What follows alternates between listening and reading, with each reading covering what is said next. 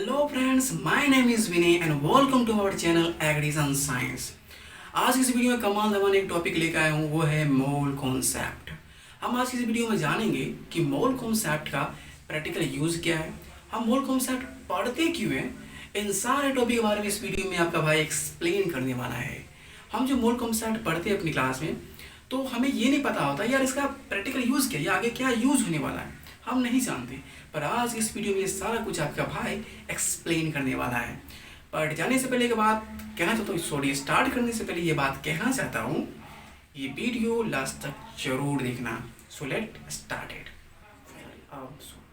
अब बात करते हैं यार मोल कॉन्सेप्ट है क्या चीज़, जरा इसके बारे में बात करें। देखो अपन जाए यहाँ पे जरा थोड़ी वरी पर नहीं जाएंगे जैसे हम लोग पढ़ते हैं कि मोल कॉन्सेप्ट क्या है, डिफिनेशन वगैरह पर नहीं जाएंगे, बस एक प्रैक्टिकल तरह से जानेंगे यार इसका है क्या।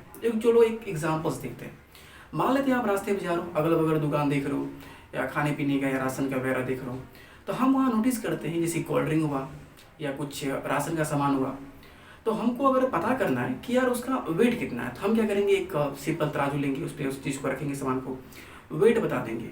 बट अगर वो कंडीशन हो जाए यार इसके पार्टिकल्स कितने हैं, आप पार्टिकल्स तरह एक आसान तरीका समझा, जैसे कि माइक्रोस्कोपिक लेवल पे कितने हैं। अब देखो सिंपली बताते हैं कि माइक्रोस्कोपिक लेवल वो होते हैं जहाँ पर अपने आंखों से बिल्कुल भी नहीं देख सकते, मतलब वो इतने छोटे होते हैं यार, उससे आंखों से देखना तो मतलब मुमकिन ही नहीं है। अब यहाँ पे ये चीज़ काम आता है। आप फॉर एग्जांपल ले लेते हैं, जैसे कि कोल्ड ड्रिंक है, अब उसके पार्टिकल्स कितने हैं, तो ये मोल कॉन्सेप्ट हमें हेल्प करता है बताने में। अब जैसे कि मान लेते हैं मेरे पास एक सॉलिड है, लिक्विड है, अब गैसेस है। अब इस कंडीशन में क्या होगा कि जो सॉलिड होता है, आपको पता ही है, हम पढ़े थे बहुत पहले कि जो पार्टिकल्स अपन काफ़ी कंबाइन होते हैं, मतलब उसके जो कम्बिनेशन जो पार्टिकल हैं वो आपस से काफ़ी ज़्यादा क्लोजली कंबाइन होते हैं सॉलिड के केस में। बट लिक्विड के केस में क्या होगा, थोड़े से हटे हुए होंगे, और जो गैसेस के केस में होगा वो फ्रीली मूवमेंट करेंगे। तो ये इसके तीनों प्रॉपर्टीज़ हैं।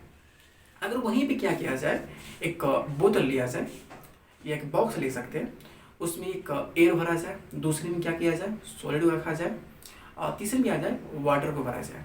बट जिसमें एयर भरा जाए वो उस टाइप का हो कि वो उसे अपने अंदर कंटेन कर सके। अब कहा जाए भाई इसके पार्टिकल्स में कितने हैं, पार्टिकल कितने हैं इसमें पार्टिकल। अब यहाँ पे एक मोल कॉन्सेप्ट काम आता है जो कि हमें कैलकुलेट करके बता देगा भाई इसमें पार्टिकल इतने इतने हैं। ठीक है, हमने ये जाना कि तीनों की प्रॉपर्टीज क्या है, सॉलिड लिक्विड गैस के बिल्कुल अलग है, सॉलिड केस में, लिक्विड केस में एंड गैसेस केस में। तो इन चीज़ को एक हेल्प देता है मोल कॉन्सेप्ट हमें बताने में कि एग्जैक्टली सभी के कितने कितने पार्टिकल्स होंगे जब एक बॉक्स में तीनों को रखा जाएगा, जबकि बॉक्स का साइज बिल्कुल सेम ही हो जाएगा। सो आपको बेसिक आइडिया हो गया होगा मोल कॉन्सेप्ट के बारे में कि मोल कॉन्सेप्ट है क्या, इनका यूजेस किस लिए क्या आता है। यहाँ मोल कॉन्सेप्ट का आयंस के लिए क्या आता है, आयंस को भी कैलकुलेट करने के लिए, इलेक्ट्रॉन को भी कैलकुलेट करने के लिए, और पार्टिकल्स को तो करना ही है।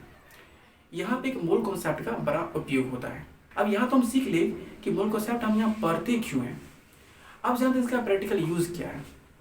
केमिकल रिएक्शन में अगर सपोज मान लेते हैं कि मेडिसिन बन रहा है, अगर मेडिसिन जैसे केमिकल के तो मेडिसिन बनती हैं, जैसे कोई केमिकल से मेडिसिन बन रहा है, अगर हमें ये पता करना हो कि यार जो केमिकल से जो बन रहा है उसका कॉन्सेंट्रेशन कितना है या क्वांटिटी कितना है या कौन चीज़ क्या कितना ज़्यादा है, जो हम प्रोडक्ट डाल रहे हैं उस पर या रिएक्ट करवा रहे हैं, तो कह सकते हैं कि प्रोडक्ट है मेरे पास जो आपस में रिएक्ट करवा रहे हैं उसकी क्वांटिटी कितनी है। तो ये हमें मोल कॉन्सेप्ट इस चीज़ में हेल्प करता है। देखो मैं एक चीज़ बताना चाहता हूँ कि हम चीज़ों को इतनी डीपली क्यों पढ़ते हैं। जैसे कि हम बताया था कि मोल के बारे में, जैसे कि कोई पार्टिकल ले लेते हैं या कोई पार्टिकल में जब हम स्टडी करते हैं तो पार्टिकल कितने छोटे हैं। अब जैसे कि एक मोल बराबर होता है कि 6.022 × 10⁻23 पार्टिकल्स होते हैं। आप सोच सकते हैं कि मोल के अंदर इतने सारे पार्टिकल्स होते हैं, इतने छोटे छोटे पार्टिकल्स। अब इतने हम डीपली में क्यों पढ़, देखो पहले के टाइम में क्या था, जब इतनी टेक्नोलॉजी एडवांस नहीं थे तो हम लोग सिर्फ ऊपरी चीज़ को पढ़ते थे, जो ऊपरी चीज़ वगैरह सब है उनसे अपना काम निकालते थे। जब टेक्नोलॉजी और भी ज़्यादा एडवांस हुआ तो हमने और भी डीपली जाना। जैसे सपोज मानते कि इलेक्ट्रॉनिक केस में आप ले सकते हो कि पहले के जो चिप हुआ करते थे काफ़ी बड़े होते थे, जो मेमोरी कार्ड वगैरह होते हैं काफ़ी बड़े बड़े आते थे। बट जैसे हमने डीपली स्टडी की तो हमने क्या किया, उन चिपों को और भी ज़्यादा छोटा बनाया। हमने जाना कि जो पार्टिकल्स होते हैं या कैसे इलेक्ट्रॉन के बारे में जाना कि इलेक्ट्रॉन क्या चीज़ होते हैं या एटम्स क्या चीज़ होते हैं, उनके बारे में हमने बढ़िया से स्टडी की और उन चीज़ों को और ज़्यादा स्मॉल किया और उसे बेहतर बनाया।